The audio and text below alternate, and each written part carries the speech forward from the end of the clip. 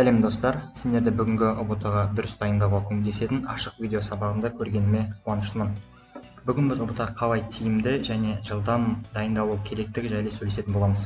Сабағымызды бастамастан бұрын алдымен өзімді таныстыра кетейін. Менің есімім Ибрагим Абатұлы. Мен 2015 жылғы алтын белгі иегері, Әл-Фараби атындағы Қазақ ұлттық университетінің грант иегері, механика математика факультетінің бакалавриатын бітірдім және қазіргі уақытта компьютер сайенс мамандығының бірінші курс магистрантымын. Так, таныстыру аяқталды, енді сабағымызға көшейік. Сабағымызды бастамай тұрып, ең алдымен біз алдымыздағы мақсатымызды анықтап алайық. Яғни бұл видеоны біз не үшін қарап жатыр? Біздің мақсат, міне экранда көрініп тұрғандай, ұбт-ға қалай дұрыс дайындалып, жоғары балл жинау, яғни ұбт-дан жоғары балл жинау. Біздің мақсатымыз ұбт-дан жоғары балл жинау. Енді бізде мақсат бар. Енді сол мақсатқа қалай жету керек, яғни осы сұраққа жауапты іздейік. Яғни ұбт-ға қалай дұрыс дайындалып, жоғары балл жинауға болады. Яғни біздің мақсатымыз ұбт-дан жоғары балл жинау. Енді бізге керек нәрсе бұл енді қалай дайындалу керек, оған қалай жинауға болады сол жоғары баллды. Жетістік, яғни дайындық, сенің жасаған жетістік, яғни сенің мақсатың сенің жасаған дайындығына тікелей байланысты. Яғни сен неғұрлым үлкен жетістікке жеткің келсе, яғни неғұрлым үлкен мақсатты бағындырғың келсе, онда сенің дайындығың да соған сәйкес болу қажет. Яғни біздің мақсатымыз ұбт-дан жоғары балл алу керек болса, онда біздің дайындығымыз да сондай жоғары деңгейде болу қажет. Енді дайындыққа көшейік. Дайындық, яғни біз нақты түсіндік, что жетістікке жету үшін бізге дайындық керек. Енді дайындық не екенін және қандай болу керектігін жайлы сөйлесейік. Дайындық бұл жай ғана уақытыңды бір нәрсеге арнау ғана емес. Өйткені сен бір нәрсеге көп уақыт бөлуі мүмкін, бірақ соңында бәрібір де еш нәрсе білмеуі мүмкін.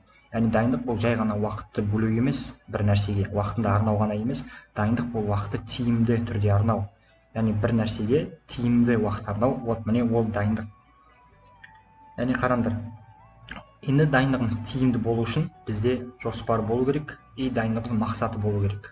Яғни бізде дайындығымызда әрдайым жоспарлы түрде дайындауымыз керек, және каждый дайындығымыздың қандай да бір мақсаты болу керек.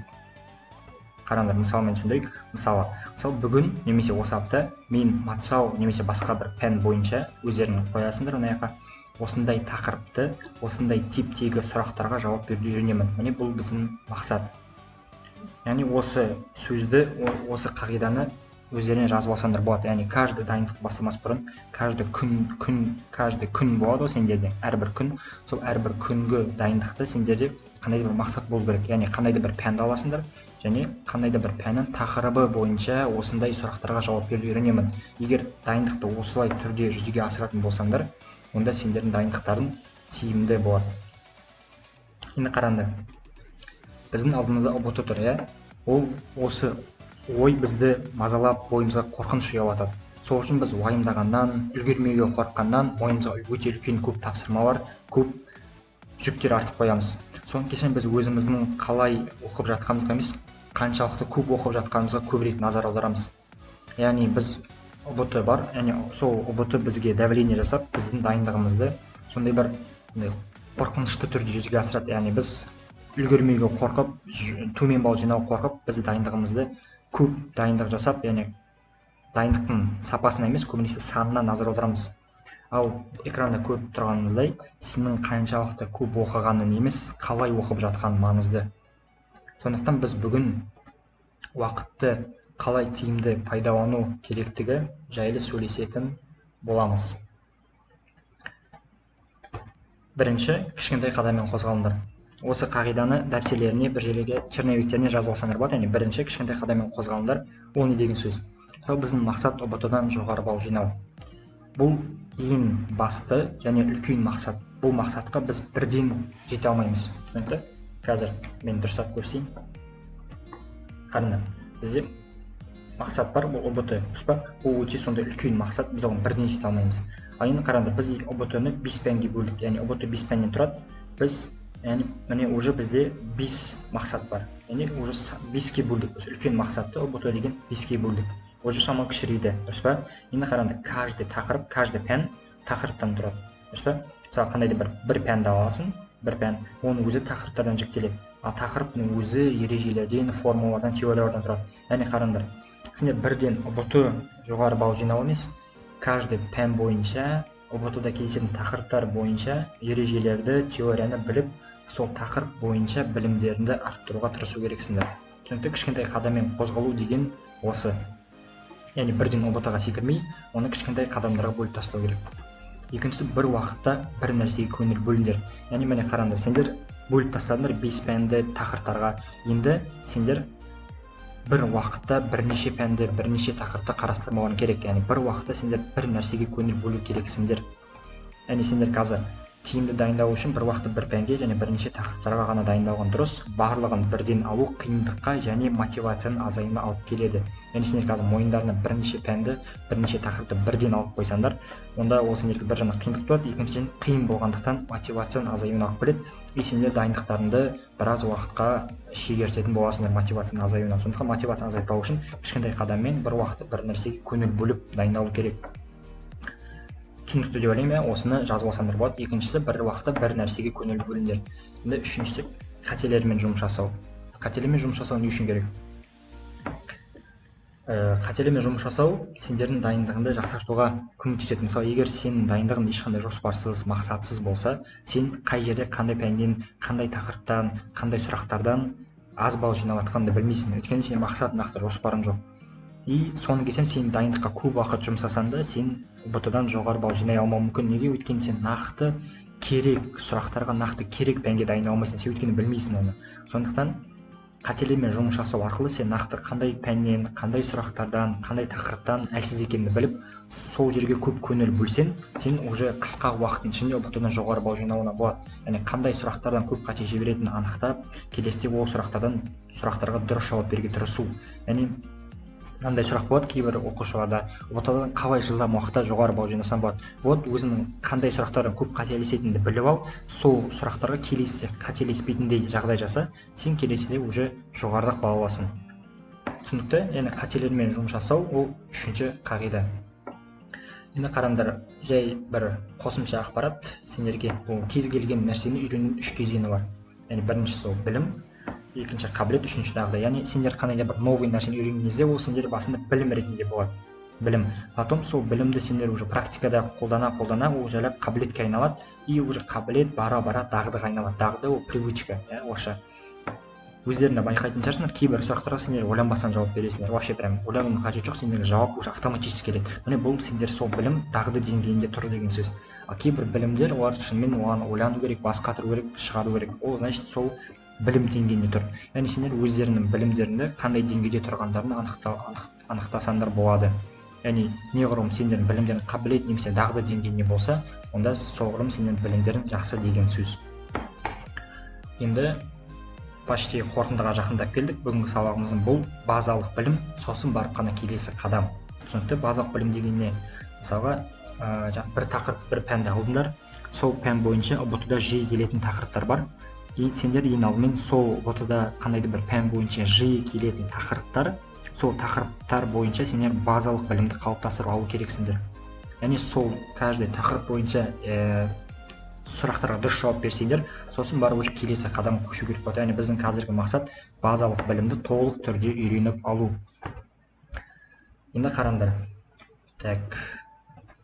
Бізде не? Бұл не деген? Бұл мақсат. Яғни бізде мақсат бар, бұл ұбт-дан жоғары балл жинау, дұрыс па? ұбт-дан жоғары балл жинау. Енді қалай, яғни қалай жинау керек? Біз бүгін үйрендік тиімді және жылдам әдістерін үйрендік. Тиімді қалай, яғни бір уақытта бір нәрсеге көңіл бөлу, кішкентай қадаммен қозғалу, қателермен жұмыс жасау, қалай деген сұраққа жауап береді. Енді сендер осы видеодан кейін сендер істеу керек нәрсе бұл тек қана практика және практика. Яғни сендердің дайындықтарың тиімді болу керек және біріншіден сол дайындық болу керек сендер. Яғни сендер дайындалу керексіңдер. Дайындықтарыңды уже тек тиімді түрде жүзеге асыру керексіңдер. Яғни бүгінгі сабақта алған білімдеріңді практикада жүзеге асыруға сендерге көмектесу керек. Енді осы мен айтып кеткен жаңағы қағидаларды, сондай бір кеңестерді егер жазып алмаған болсаңдар, видеоны қайтадан бастан-бастап қарап, жазып алып, тереңірек түсініп, оны практикаға енгізу арқылы сендер ұбт-ға жылдам және тиімді дайындалатын боласыңдар. Енді сендермен кішігірім жаңалықпен бөліскім келіп отыр. Бұл Entglobus Education, яғни Entglobus'ың құрамындағы ұбт-ға тиімді және ыңғайлы форматта онлайн дайындау. Яғни біз қазір математика сауаттылық және ағылшын пәндері бойынша онлайн дайындауды жүзеге асырып жатырмыз. Онлайн дайындау деген не? Онлайн дайындаудың онлайн курстарын ерекше айтып кетейін. Онлайн курстарда сендер расписание бойынша қандай да бір тақырыптар бойынша жылжисыңдар, дұрыс па? Ал бұл онлайн дайындау деген бұл таза практика, яғни сендер расписание бойынша білім жинамайсыңдар, таза ұбт-ға байланысты жұмыс жасайсыңдар. Яғни мен қазір өзім осы математика сауаттылық және ағылшын пәндері бойынша онлайн дайындаудың авторымын. Және егер сендерге қызық болса, тереңірек түсіндіріп кетейін. Бүгінгі негізі осы видеода айтылған нәрсе барлығы осы бетке сәйкес келеді. Яғни осы экранды скриншоттап түсіріп немесе жазып алсаңдар болады. Яғни қараңдар. Бізде қандай да бір пән бар, бір пән таңдадық, кішкентай қадаммен қозғаламыз, бір пән таңдадық, оны тақырып бөлдік, каждый тақырып оның теориясы бар, мысалдары, практикасы, үй жұмысы бар. Дұрыс па? Яғни сендер бір тақырып аласыңдар, оның тақырыбын, бір пәнді, оның тақырыбын және сол тақырып бойынша уже білім жинайсыңдар, дұрыс па? Сөйтіп екінші тақырып, үшінші тақырып, төртінші, бесінші тақырып, и сонда сендер сол пән бойынша дайын боласыңдар. ұбт бойынша біз айтып жатқанымыз. Енді осы онлайн мен өзім курстарымды қалай өткіземін, сендерге мысал көрсетейік. Мысалы мат-сау бойынша ұбт-да жиі кездесетін тақырыптар бар. Олар теңдеулер, комбинаторика, процентке байланысты есептер, ықтималдылық және геометрия және тағы да басқа. И бұл тақырыптар бойынша мен білім беремін, теория беремін, және біз сол тақырыптар бойынша таза практика жүзеге асырамыз. И ағылшын пәні бойынша тоже солай. Ағылшын пәні ішінде тақырыптарға бөлінеді. Мысалы nouns, adjectives, nouns өзі singular, plural, countable, uncountable деп бөлінеді. Сын есімнен өзі comparative, superlative, ed, ing, adjectives, яғни бұлай бөліне береді. И сол каждый тақырып бойынша осындай практика жүзеге асырылады. Сонымен біз бүгін тиімді және жылдам оқудың әдістері жайлы ой қозғадық. Яғни бүгінгі сабақ сендерге өте пайдалы болды деп ойлаймын. Тағы да еске түсірейік, бүгінгі не өттік біз? Бастысы ұбт-дан жоғары балл жинау үшін бізге дайындық керек екен. Дайындығымыз тиімді болу керек, естерінде болсын. Яғни біз көбіне қаншалықты көп оқығанымыз, қалай оқып жатқанына, яғни оқудың сапасына көп мән беру керекпіз. Яғни бізде жоспар болу керек. Мен мына күні мынандай тақырып, мынандай есептерді шығаруды үйренуім керек и мақсатымыз болу керек. Түсінікті? Сендер, сонымен бүгінгі біздің сабағымыз аяқталды. Егер сендер қызық болса, барлығын өздерің пайдалансыңдар ба? Және кімге қызық, мен желтоқсан айының 20-сына дейін, яғни осы айдың 20-сынан бастап, яғни октябрь айының 20-сынан бастап, желтоқсан 20-сына дейін өзімнің қарамағыма 30 оқушыны алам. И біз осы бүгінгі сабақта айтылып кеткен методика бойынша 2 ай бойы таза ұбт-ға дайындаламыз. Яғни менің дайындығым ерекшелігі расписание бойынша білім алудың қажет жоқ. Яғни барлық мысалға қараңдар, мынау мысалы мат-сау бойынша барлық теориялар арнайы видео сабақтарға түсірілген. Яғни мен барлық теорияны автоматтандырдым, яғни барлық теория уже алдын ала түсірілген, дайындалып қойған. Яғни сендер қандай да бір тақырып бойынша білім алып немесе еске түсіргілерің келсе, расписаниені күтудің қажет жоқ. Видео сабақтар уже алдын ала түсірілген, әрдайым сендерге ашық тұрады. Кез келген уақытта қанша рет қарасаңдар да сол видеолар ашық тұрады. Ал практика, яғни сендердің менімен бірге чаттарым болады. Бір чатта боламыз, барлық курсқа тіркелген оқушылар. И чатта біз уже білім теория жинамаймыз, чатта біз таза ұбт сұрақтармен жұмыс жасаймыз, және ұбт-да кездескен қиындықтармен, қиын сұрақтармен жұмыс жасаймыз.